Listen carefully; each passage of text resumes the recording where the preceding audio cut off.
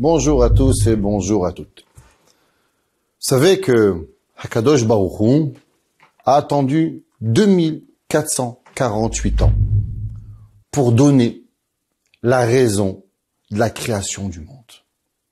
Tout le monde connaît le verset dans Bereshit. Vayi erev vayi boker yom echad. Et ce fut la nuit, et ce fut le jour, et était le premier jour.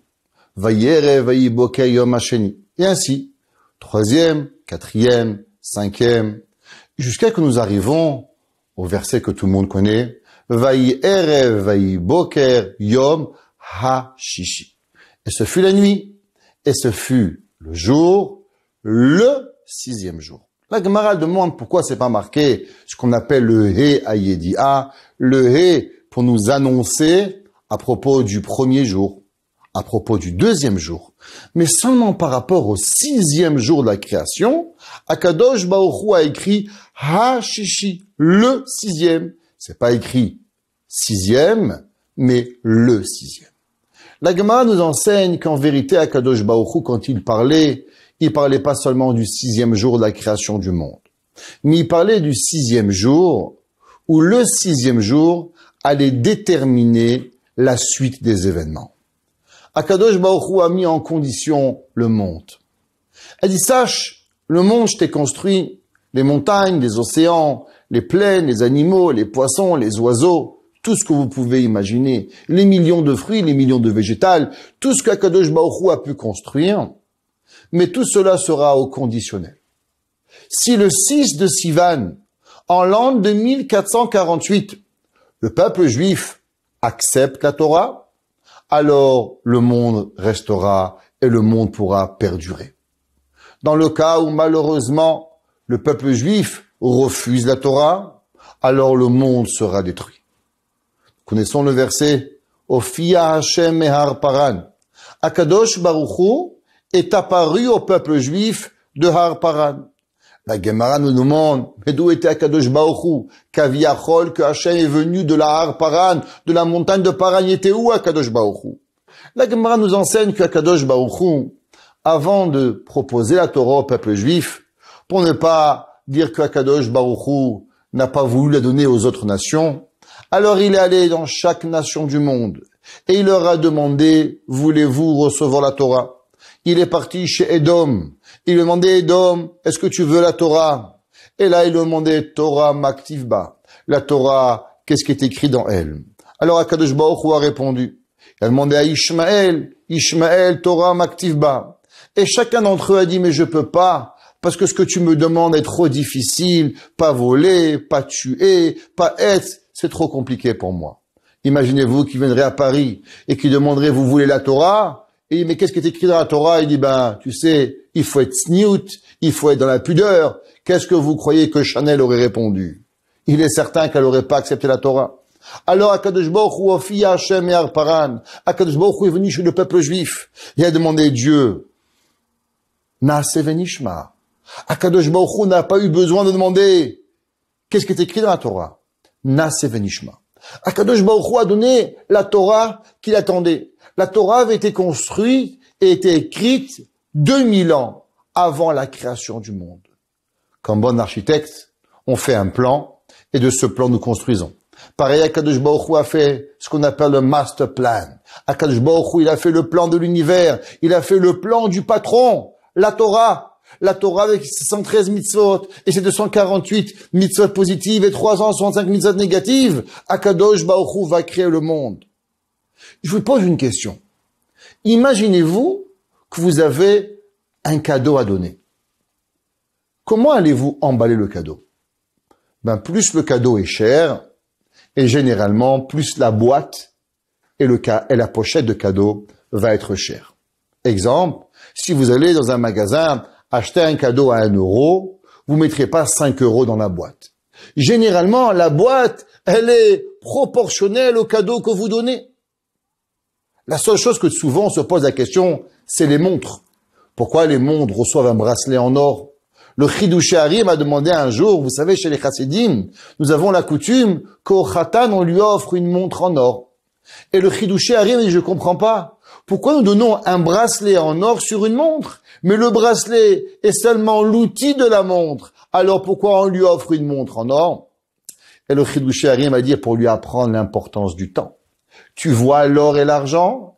Eh ben, l'or et l'argent, ce sont secondaires par rapport au temps. Parce que le temps est encore plus important. Parce que l'argent se regagne, mais le temps ne se récupère jamais. Et c'est pour ça qu'on offre une montre en or au Khatan, pour se rappeler que sache mon fils, sache ma fille, que tu pourras toujours regagner ton argent, mais le temps perdu avec ta femme, le temps perdu avec tes enfants, le temps perdu dans ta Torah, ne sera jamais récupéré. Si c'est comme cela, Akadosh Baruch Hu a le monde à lui. Akadosh Baruch Hu va nous donner la chose la plus chère qui puisse exister. Souvent, des petits bachurim bar mitzvah, ils reçoivent des cadeaux le jour de leur bar mitzvah, ou des petites filles le jour de leur bat mitzvah, ou un marié ou une mariée. Imaginez-vous que quelqu'un doit recevoir un cadeau, et un homme vient vous dire, je vais vous donner un beau cadeau. C'est quoi un beau cadeau? Le beau cadeau, il va être bien sûr dépendant de qui vous le dit. Si votre voisin, qui a des moyens normaux, on pourrait dire, sans être méchant, alors un beau cadeau sera d'un montant modeste. Imaginez-vous qu'il vient vous voir Bill Gates et vous dit, cher bar mitzvah, je vais te donner un beau cadeau. Combien vous pensez qu'un beau cadeau va être? S'il a dit un cadeau, il peut vous offrir une montre. Mais s'il vous dit un grand cadeau, c'est proportionnel au portefeuille de la personne. Un jour, le roi du Maroc a donné un cadeau à un bar mitzvah et il a donné un chèque de 52 000 $. Alors le bar mitzvah dit, monsieur le roi, vous savez, chez nous le cadeau, il est seulement de 52 $, pas 52 000 $. Et le roi du Maroc a répondu, mais le roi ne peut pas faire un chèque moins de 52 000 $. Parce que le roi, il serait déshonorant que le roi offre un cadeau si petit, moins que 52 000 $. Akadosh Baruch Hu a dit au peuple juif, vous allez sortir d'Égypte et recevoir un grand cadeau. C'est quoi le grand cadeau? De l'or? De l'argent? Akadosh Baruch Hu. Li kesef et li hazav amar Hashem. Akadosh Baruch Hu, l'argent pour lui est rien du tout. Alors de quoi nous parlons? Nous parlons de quoi quand Akadosh Baruch Hu dit au peuple juif, vous allez recevoir un grand cadeau? Il est clair que la seule et unique chose qu'Akadosh Baruch Hu appelle de grand, c'est la Torah. La Torah est la seule chose qui a une valeur aux yeux de Akadosh Baruch Hu. Si la Torah est la seule chose qui a une valeur auprès d'Akadosh Baruch Hu, pouvez-vous m'expliquer pourquoi Akadosh Baruch Hu nous a amenés dans le désert de Sinaï? Il n'y a pas à manger, il n'y a pas à boire, on doit boire du puits de Myriam, on doit manger du pain céleste, on arrive dans une montagne aride, petite, moche. Il manque des places belles dans la terre. On n'aurait pas pu arriver à Miami. On n'aurait pas pu arriver sur, je sais pas moi, des montagnes magnifiques dans les Alpes, en bas du Mont Blanc. Pourquoi Kadosh Baruch Hu a choisi un désert aride pour donner le plus beau cadeau de la Torah? Nous avons dit au début du cours que la boîte, le papier cadeau, est en relation avec le cadeau, en parallèle avec le cadeau. Plus le cadeau va être grand, et plus la boîte va être belle. Allez acheter un cadeau chez Christian Dior ou chez Chanel, même le tissu, même le papier, il est joli. Même le sac qu'on vous donne, il a une valeur. Parce que vous achetez dans une grande marque. Quand vous allez à Prise Unique, eh ben le sac, il vaut un demi-sou. Parce que c'est Prise Unique. Si c'est comme ça, pourquoi Kadosh Baruch Hu n'a pas donné la Torah dans un endroit qui est magnifique? La réponse, elle est, si Akadosh Baruch Hu avait donné la Torah sur une montagne magnifique, au bord d'une mer magnifique, avec une pelouse magnifique, sur des chaises magnifiques, chacun de nous s'aurait dit, waouh, pour avoir la Torah, il faut un décor magnifique, il faut des plaisirs magnifiques. Alors la Torah n'appartient pas aux gens pauvres, n'appartient pas aux gens modestes, la Torah appartient à une certaine élite. Akadosh Baruch Hu, il a voulu nous donner une leçon. La Torah appartient à chacun de nous. Que nous sommes riches, modestes, riches, chassid, homme, femme, enfant, séfarade, ashkénaze, la Torah n'a pas de différence. La Torah n'a besoin de rien. Pour pouvoir accomplir la Torah, nous n'avons pas besoin d'argent. Nous n'avons pas besoin de moyens. Nous avons seulement besoin de la volonté de faire la Torah. Souvent, on se pose des questions. Rav, dans le désert, ils ont trouvé où des loulavim? Dans le désert, ils ont trouvé où des étrogim? Dans le désert, ils ont trouvé où du bois pour faire une soukotte? Dans le désert, ils ont trouvé où du cuir pour faire des téphilines? La réponse, elle est simple.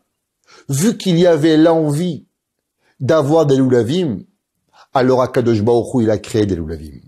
Akadosh Baruch Hu, il te dit, regarde mon fils, regarde ma fille. Dans la vie, c'est pas parce qu'il va y avoir un loulav que tu vas vous prendre un loulav. Tu n'auras un loulav que seulement quand toi, tu vas vouloir avoir un loulav.